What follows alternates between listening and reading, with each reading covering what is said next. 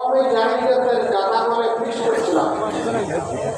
বিভিন্ন রাজনৈতিক দল, আলিম ওলামা, সাংবাদিক বন্ধুগণ, সুশীল সমাজের সদস্য, কৃষক, শ্রমিক, মোটে মাঝি, যারাই ছিলেন, এর মধ্যে একটা অংশ এই মজলুম অবস্থার পরিবর্তন করে রাতারাতি তারা জালিমের পরিবর্তিত হয়েছে।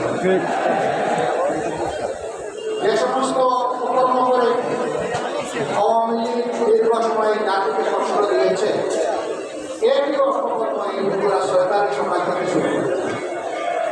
আমরা বিনয়ের সাথে তাদেরকে অনুরোধ করলাম যে মজলুম ছিলেন, জালিম করেন না।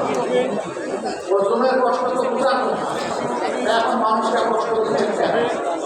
সুতরাং আমরা মনে করলাম বের করবো আপনাদের চাঁদাবাজি, দখলবাজি, মামলাবাজি শুরু হয়ে গেছে।